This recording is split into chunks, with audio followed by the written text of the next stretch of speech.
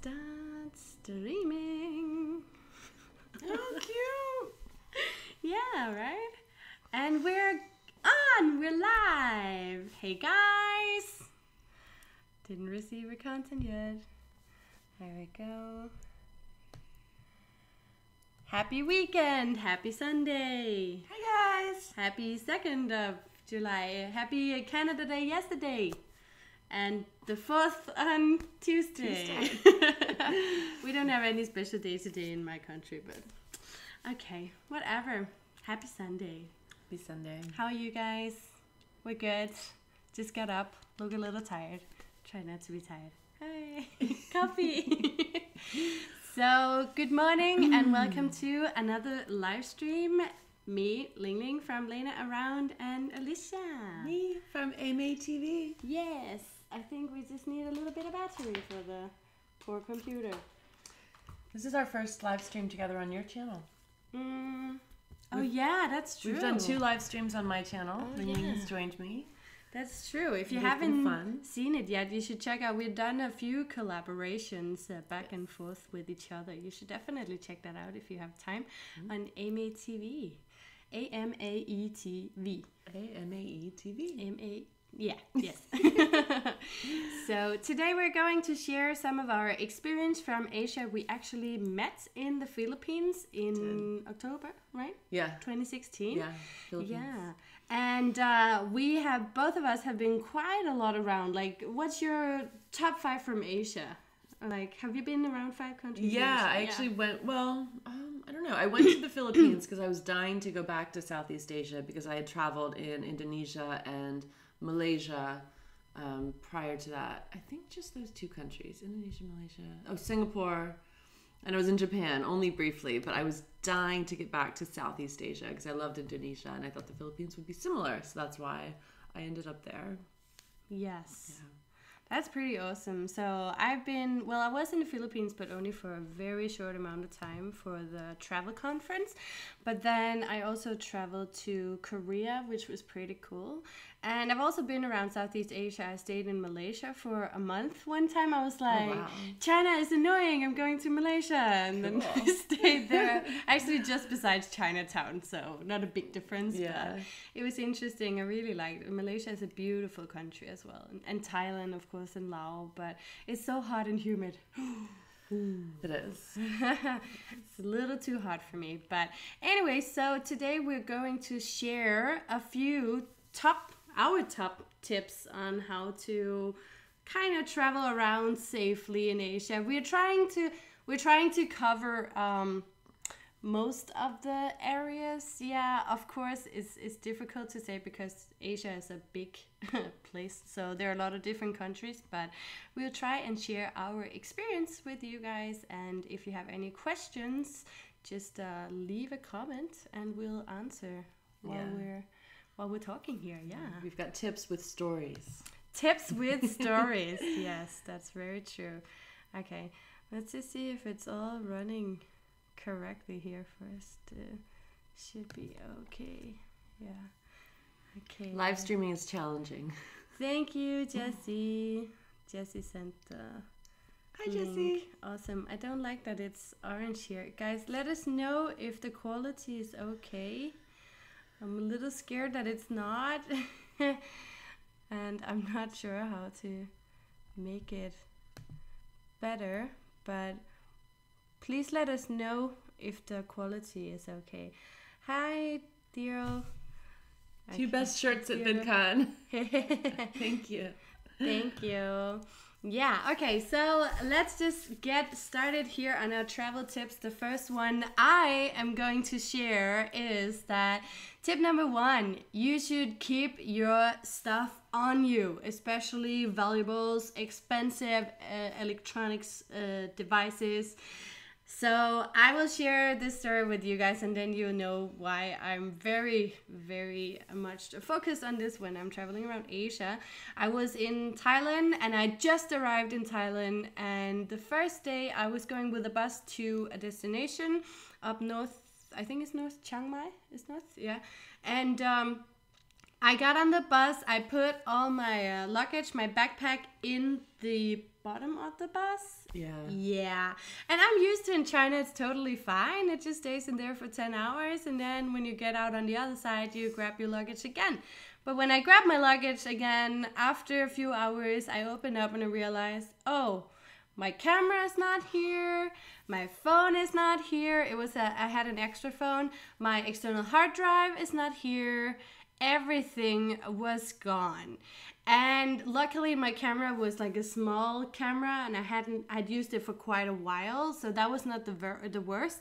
The worst was the external hard drive. Always. It's always the data. Cameras can be replaced, but if you spend all that time filming a destination, back your data up too. It's so hard. It's like, oh my god.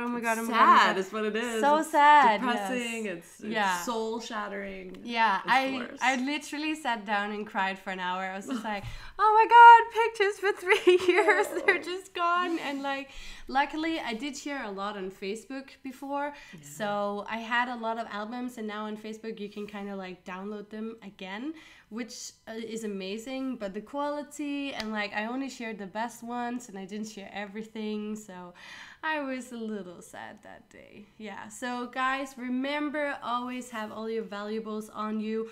Luckily I had my MacBook and my iPad on me, and my phone and my wallet and everything, but just the feeling you have afterwards when you know somebody has been down in your bag and grabbing your stuff. Yeah, and in a trusted situation, it's not like you left your stuff on the beach and just were really reckless about it. It was the same thing in the Philippines. I took a bus, just a small, maybe it's that 9 people bus from El Nido back to the main town, and there were signs that said, keep your stuff with you. And I'm thinking, we're in this bus, like our stuff's just like a few seats back, but they were actually warning you to keep your stuff right there with you. So of course I was paranoid and kept my stuff with me. Yeah, that was a smart move. I wouldn't have thought of it if I didn't see the signs though, and didn't, hear that this is something that happens. No, and that's the thing. Like, you just have to be really careful, and Asia, just be really careful, guys. So that's tip number 1. Anyways, on to the next one. That's Alicia's. I'm just gonna share the link again. Okay, so my tip is to, when you book a hotel online, say like hotels.com or through a third-party booking service, don't go by the photos. When I book hotels in the United States, I'm just such a visual person. I'll look at the pool and look at the rooms and just look, and not so much, read in depth. So I booked this hotel in the Philippines, and it was like not a super cheap hostel, but it was moderately priced, but it was cheaper than I was used to because it was Philippines pricing. But I was like, oh, it looks nice. The decor is lovely. If the decor is that lovely, it's actually, I would say, like almost a warning sign, unless it is legitimately a really nice place, because it turns out this was a sex hotel. Now, it was not a brothel or anything like that. Sorry, my makeup is like, it's too early to be wearing makeup. But it wasn't a brothel, but it was a hotel that rented rooms out by the hour for couples to go to, whether it's a prostitute or maybe it's just couples, to go to and enjoy the hotel room. And here I booked it during a conference. I'm like this business traveler, and I booked it for like 4 nights. And it wasn't the worst, 4 nights, but it was definitely sketchy, and I was definitely uncomfortable. And I was like, if I had just, Googled the hotel outside of hotels.com and read a little bit more about it, I probably could have picked up on this fact. Yeah. That would have been nice because it was weird. It was weird. They have a lot of these hotels around Asia because many people, they live with their parents. So it's just a very common thing that people just go there, if they're in a relationship or if they're seeing someone or dating someone or, just, married and bored of their marriage. There are a lot of reasons, but yeah, it's a very common thing in China. Very often you can rent or like book a hotel for 4 hours, and you can book a hotel for a day. So yeah, that's interesting. Anyways, that was tip number 2. Tip number 3, we're going to talk a little bit about the very common problem called food poisoning. Oh yes, oh yes. And water poisoning. Oh yes, and water poisoning. Those are just the best, right? That's the best. So in China, it's a common phenomenon. You you arrive in China the first time, you're super excited about all the food. We love street food. I love street food. I did love street food. So me and my friends would go for street food and oh my God, this is so amazing, so tasty. And then, yeah. It's not fun. It's not fun. And the thing is, food poisoning is not really like dangerous. You just stay a whole day in your bed, very close to a bathroom. And sometimes if it's really bad, you go to the hospital. In China, it's very easy. You go to the hospital, you get like a bit of medicine for like an hour. It goes straight into your blood, your veins. Like they put, like needle here into, it looks very dramatic, but I think half of it is actually just the salt water, I think, to make you feel better. Rehydrate you if you're losing fluid, Yeah, so I've had this problem a few times, 2 or 3 times, I think, but, after a day, it was fine again, so that's the thing. Don't freak out about it, but also just don't only eat street food if you know your stomach is a little sensitive or you're not used to it. Do you have any tips on that? Like, it's just, don't eat meat. Yeah. I don't eat meat, and it helps save a lot of risk, I think. And just don't go for the cheapest thing you could find. Yeah. Because, I think a little bit of quality, and your money goes a long way. When traveling in Asia for the most part, unless we're talking Japan. Yeah, of course. I think we're thinking a little bit more Southeast Asia, right? Yeah. So we're thinking a little more Southeast Asia and China. So it's really good to remember just to be a little bit careful with the food around there. You should definitely go for the street food. It's very delicious, but it's also a good idea to like mix and match. Yeah. So you go for like more cleaner places or like hostels. I don't know. I've had pretty good experiences with hostels. Yeah. They also do Western food, so... And just think about, does the establishment have the capability of maintaining a clean environment? I mean, if you were serving food on the side of the street, you might have a hard time keeping everything washed because it's not like you have a kitchen out there. So yes. Yeah, just think about what how able they are to keep things clean. Just be a little bit aware and then you'll be fine. So we have a question. What travel insurance do you recommend? I'm using a Danish one. To be honest, I don't remember what it's called, but it's like a backpacker one. It's quite nice, yeah. World Nomads is good. I've heard about that one. I have a link for it we can put in the bottom. Yeah. I've heard that one's really good. I have a friend who uses that. Yeah. I don't remember any of the others. Hi, Jerry. Yeah. Oh, hi. Thanks. Let's not read that question. Mary Lena everywhere. Oh, Jesse's so nice. Jessie is always there. Thank you so much, And Jessie. Theodore. And Theodore, of course. Thank you guys so much. I'm just sharing. Jessie was so nice sending me the link for today. So I'm just going to share that on my WeChat as well. We have a few people watching. Say hello if you want to. Yes, and okay, so then we have the next one. I wrote it down, that's why we're looking down here, because I can't. Oh, the next one is yours, yeah. The next one is, and this is pretty obvious, and you're going to do this anyway. Before you go somewhere, you're going to research what to do, where to go, how to have fun, but it's also important to research the country's political situation overall, and just be aware if there's anything specific that you should be aware of. And this has to be very current because a lot of these countries can change government and change political situations pretty quickly. Yeah. So it's a good thing to read from travel bloggers because the way the internet works with SEO and advertising, you're always going to... It's perfect. Yeah, get in Google searches what, people want you to know for the sake of commerce and tourism. But it's important to get that real story from people who have traveled there. If you're a solo female traveler, it's important to hear from a female perspective what you should be aware of as well. Yeah. So just do tons and tons of research and go into it well informed. That's a very good idea, especially if you know that it's it's a poor or more unstable, politically unstable country you're going to. Of course, if you're going to Korea or Japan, you'll be fine. But again, Southeast Asia, you know, there are some places where it's a good idea to know what's going on. Actually, when I stayed in Malaysia, I was there while the like Malay people and Chinese and Indians, that's like the biggest what's it called? Population are like parts of Malay. Anyways, so the Malay people, they were demonstrating, and they were demonstrating around Chinatown, and it was pretty aggressive. Like people just like running around and shouting and screaming. But me, I always wanted to be a journalist. So I was like, ooh, demonstration, so exciting. So I would just like run out and take pictures and make a video. But you know, it's always good to know what's going on in the country you're going to, especially if you're a first-time traveler. I feel then it's even more important. If it's all new to you. I think we have another question. So Theodore is asking, how do you avoid hackers in China? Passwords, emails, tracking? That's a good question. I don't know. It's in relation to China, but I do work for a cybersecurity company. So I know a thing or two about this.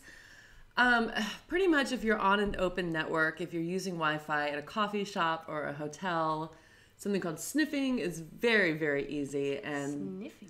Yeah, so theoretically, hackers can get into all of the data packets that are going back and forth across the network, and they can see what you're doing. Okay. Now, there's two ways to look at this. You can go hardcore security, or you can just be aware of that fact and try not to do any banking, any bank account information. And actually the safest, and again, like I don't know how this applies to China, but the safest way to transmit data is on your 3G, on your cell signal. Oh, really? Which you actually don't have overseas for the most part. That's interesting. But yeah, in the States, if you're in a coffee shop and you want to, you know, log into your bank account, it's better to do it on your phone and not on like a public Wi-Fi network. Yeah, but I know Chinese hackers are hardcore, but I think for the most part, they know everything. Yeah, they're going for, you know, bigger fish, so to say. If they are after your personal data, you know, they're probably going to find you anyways. Yeah, and know that your bank is responsible for, you know, any kind of data breach. And if something is charged to your account or taken out of your account, it's your bank that's responsible. That doesn't, you know, give you permission to be reckless with it, but just keep banking, I guess, to a minimum. Yeah, I think that's it. I don't know much about this, to be honest. Like in China, every time you go online on Wi-Fi, everywhere they always ask for your phone number. Like they know everything about you in China anyways. I don't have anything to hide, so I'm okay. But yeah, I can see the problem. I see the problem. I just haven't thought much about it. So sorry, I can't answer that question. And enable two-factor authentication on all of your accounts that allows you to. Like Google has a really good two-factor authentication setup. So when you log in with your password, there's also a second step that'll, you know, send you a verification code on your phone. So it knows from two sources that you are who you say you are. Theodore has another question. In addition to Pleco, Chinese Pod, and WeChat, can either of you refer other great communication tools like Chinese TV programs? I can send a few ones to you afterwards. Alicia, she doesn't know much about Chinese, but yeah, I'll send it to you afterwards. I have a few TV shows that I quite like to watch. And another question, if each of you wrote a best-selling travel book, what would make yours unique to go viral? That's interesting. That's a really interesting one. I think I would be the cute Lingling in China. I think that you already are the cute Lingling in China. Yeah, and that's why when I publish my first book, then that's gonna be my what's it called? Your hook. My promotion it's thing. A niche, but it's kind of like the travel is the niche. I would say, I don't know, my niche within the niche is either traveling for free or getting other people to pay for it, because I've been pretty good at that, because I'll always pair work opportunities. She is really strong when it comes to marketing and business and like putting it together with travel. I don't have that business mind. That's why I'm staying here for so long. So learn some more how to not give away all of my knowledge for free. Yeah, well, we're learning a lot from each other. Either that, or I'm going to have a baby soon. So traveling with a child, I think it's something I know nothing about yet, but I think it's something I'm going to learn a lot about, and I would like to inspire people to not have that mindset of like, oh, well, once you have kids, it's all over kind of thing. Life is done. Yeah, because I'm determined, my husband and I are determined to travel with the child. We'll learn a lot about that and be able to share it. Although some people do that. That is a thing that people do. It's going to be very exciting, I think. I'm excited to follow that trip because there are not enough families to travel around, I think. Like it's becoming more popular, but it's just a lot, I think. Like, I think it's just hard, you know, especially if you have your children who are supposed to go to school every day. Yeah. Like homeschooling while you're traveling. Like, I cannot even like edit and put up a video once a week when I'm traveling. And then try to imagine people they have to teach them every day. I know. You have to teach them math and stuff. That's insane. I'll teach my child how to like edit and take photos. Yeah, that's much more important in life anyways. You have to follow a real curriculum. Yeah, that's true. They have to go through all these things. Yeah. Anyways, so we have tip number 5 is be aware of animals. This is again also very much about Southeast Asia and China because that's like our thing.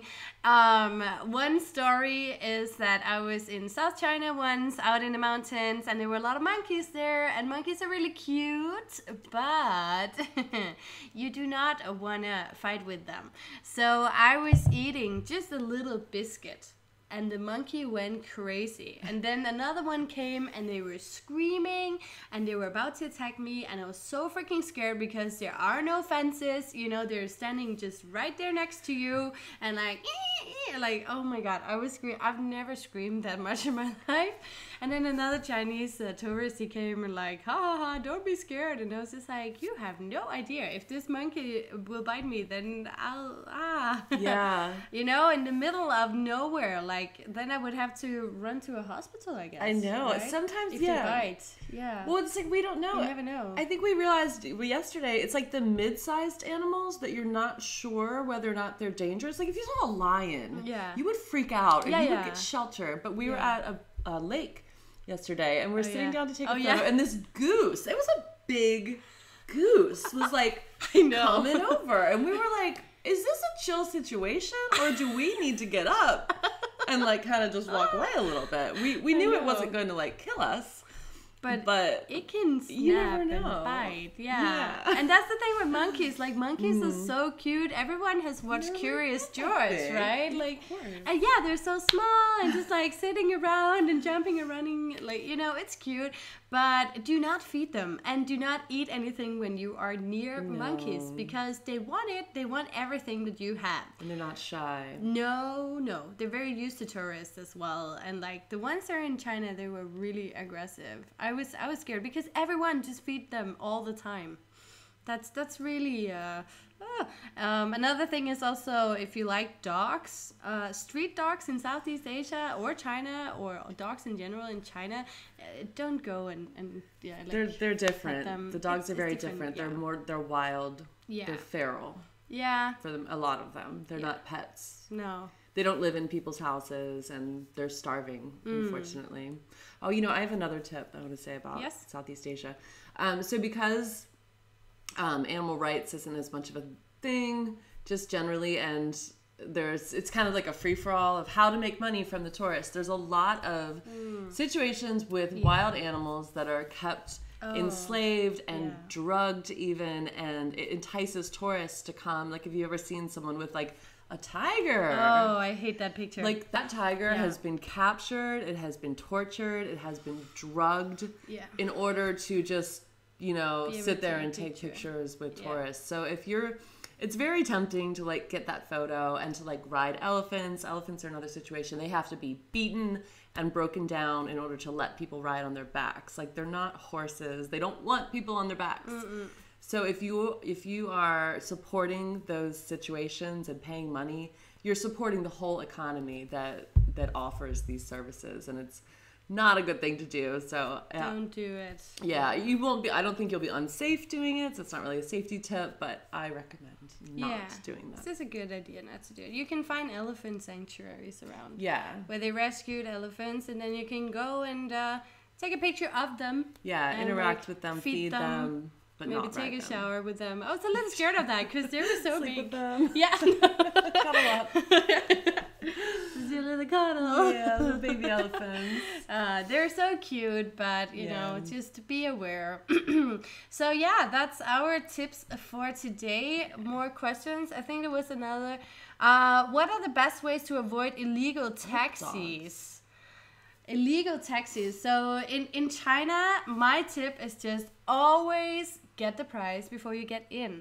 So in China, it's like you can easily get an illegal taxi. Like now they have the Chinese Uber, so it's easier. But if you're a tourist and you cannot find a taxi and somebody's coming up to you and like, hey, drive you, where are you going? You know, then just get the price beforehand because they usually don't fool you. Like I've never ever had any problems in China, but it's another story in Southeast Asia. Yeah. Definitely talk beforehand. And there are Uber-like services in a lot of countries now. True, yeah. In the Philippines, that was so amazing. They had their own thing. The tourism board like told us to download this app and use the service, and it was amazing. I forget the name of it, but and it functioned just like Uber, and you would always be able to trust it. So good. Yeah. And every time I was kind of like on a corner waiting for this car to come, taxis would come. Oh, do you need a ride? And I'd be like, annoying. Nope, I've called the whatever the name of it was. Yeah. I even asked, like in Philippines, I was like, but are you gonna fool me now? And I was like, you have to put on the meter. Always ask for the meter. Yeah. If they don't turn on the meter, then get out immediately. So this guy was like, yeah, put the meter on, but he did something to the meter. Really? Yeah, so it just started running wild, and I was just like, oh my god. So definitely, if you can get one of those apps, just research beforehand, check it on Google, find a blogger or a YouTuber. It's really good. There are so many tips out there, you know. So if you're going to Philippines, just check it in advance, download it, get a SIM card. So easy. So easy. We have another question. Are there Chinese vegan places? We were talking about that the other day. We have been talking about this. She said I wouldn't survive. I'm not fully vegan, but she said I would not survive. Yeah, they're not places that's like fully vegan. If you go to a restaurant, it's a good idea to learn a little bit of Chinese beforehand. My friend, she learned how to say vegan from the beginning when she went there. So that was like the first word she learned because she's vegan. Yeah. It's not like here. So I'm in California right now where there are so many choices. I'm just like, oh my God. It makes She's been me vegan like for a week now. Yeah, almost. Yeah. You know, so it's a huge difference, but it's not really a thing yet in China. There are Buddhists who live as a vegetarians. Sometimes vegan. They eat a lot of tofu, and also when you're going to restaurants, you can always ask if there is meat inside. But the Chinese chefs, they usually, if it's like smaller restaurants, they usually don't understand what vegan is. So they will still like cook it in a chicken soup because all noodles are almost always in some kind of soup. So again, what I say is just you can find food there, but make sure that you learn a bit of vocabulary before you go. That's a really, really good way to deal with it. Yeah, and there's a lot of vegan bloggers and YouTubers who will tell you, here's the places you need to eat at, and here's where you can get what you're looking for. So that's convenient. And you were saying we should, if I came to China, we should go to markets and shop and cook as much as you can, obviously. If you're going to stay in China for a little longer period of time, then another idea is to go to the markets and just cook fresh. It's really nice. We have another question. So Steph says, have you been to Sichuan province? Is the food there always spicy? Can you ask for less? I don't like spice, but thinking of going there. I always joke with this because I went to Sichuan once and I stayed there for a week, and I always say, I was just like hungry all the time because people always put so much spicy in, or like so much lajiao, what's it called, the pepper in my soup all the time, and even they say, oh, it's not so spicy, and I'm just like, it's killing me, but so I'm not gonna eat it.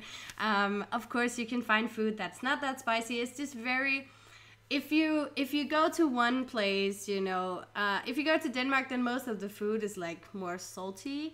So of course you can find stuff that's not salty, but the normal, the common, what's that? Like most of the restaurants have a lot of salty food. That's the same in Sichuan. You go to Sichuan, of course, they won't have spicy burger in McDonald's. So that's a choice you could do. Starbucks as well. China has a lot of international brands, so don't worry too much about it. But like the small restaurants, usually most of it is spicy, but they almost always have a restaurant where it's not spicy, or at least a few dishes that's not spicy. So don't worry about it. If you really want to go to Sichuan, you'll be fine anyways. You know, it might get a little more tricky, but still, it's gonna be no problem. Yeah. Yay! Hello, Potter. He's happy he didn't miss it, or she. Yeah, welcome. There's another question. Is it difficult to get around blocked VPNs in China? It's not if you pay for it. So very often we get the news about VPNs have been blocked again. Oh my God, you cannot get onto Facebook in China.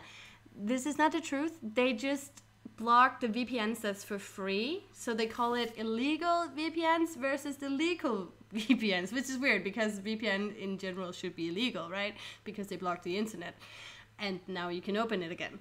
So anyways, so if you buy a VPN, you'll be fine. If you download a free one, they might close it down and you have to find a new one. That's about it. Yeah. We have another question. Are the toilets in China terrible? I've seen horrible photos online, public toilets, no doors and dirty. Okay, so here again, China is huge and there are a lot of differences in China. So basically, I will say it like this. In Beijing, in the shopping malls, in the bigger cities, in the shopping malls, there are always toilets. Most of them also have Western toilets, but if you go to smaller cities, it will be squat toilets, but they usually have a wall around and a door. What is that called? The little thing? Stall. Yeah, they usually have stalls. But if you go to the hutongs, the small yards or like courtyards in Beijing, they have a little wall, but no door. No, like you can see each other basically. It's still a squat toilet. There isn't one normal toilet, but that one is in the end, so you can sit your front face the door where everyone comes in, which is weird. So it's a really good idea to get used to the squat toilets, and especially if you have a sensitive stomach, you just have to go with it. But as I said, go for Starbucks, Costa, all these international brands, then you can easily find nice public toilets. Most of them are new shops, so they usually have Western toilets. McDonald's and KFC, they always have a toilet, but it might be a squat, but they do have stalls. So again, international brands, better to go for them. I think the ones you're talking about, it's usually like those stopover, what is it called? Like on the highway? Yeah, and then like rest stops. Rest stops, yeah. That's the bad ones, are like smaller cities. I went to a little city called Luoyang before to see some Buddha statues, and they just had 3 squats besides each other. You just sit beside each other with everyone. Another place where the Great Wall was at, outside of Beijing, far, far out. It was a total new area. It was just one big room, the bathroom, and then there was this little around the one you pee down in. It was not a toilet. It was just like a long hole, a long line where you could just like, if you pee down, you can look at everyone else, what everyone else did down there. I don't know how to explain it, but yeah. So It's both good and bad. Yeah, you just have to go with it, I guess. Okay, let's see if we can do one more question. What's the best way to thank a host, friend, or even a security guard when visiting China? That's a good question. Usually they don't want anything, but I always bring Danish cookies because you can buy them in the supermarket in China. It's just a small present, really, or just say thank you. A lot of Chinese would be like, no, it doesn't matter. It's okay, don't worry. Chinese are super nice and welcoming, very hospitable. So don't worry about it. But if you want to give a little present, Chinese people really like to give chocolate to each other. I don't think the older generation, they like chocolate that much, but else you could go and get the Danish cookies. Danish cookies sound good. It does, right? It's in Denmark. It's only like really old people who eat it, but in China they're crazy popular. Yeah, you can buy them everywhere. So I always bring them. I'm just like, oh, it's easy and That's it's nice. Danish and it's nice. Yeah. So guys, that was all for today. Check out Alicia's channel, Amaetv, and have a nice Sunday until we see you again. Thanks for joining us, guys. Thanks for all the nice questions. Make sure you check out our collab videos. We did VidCon collab And on my channel, and how to pose like a Chinese girl on my channel. Yeah, that was a good one. That was so much fun. I love those poses. Lots of fun. Yeah. Yes. Thank you guys, and we are. Thank you. See you next time. Soon.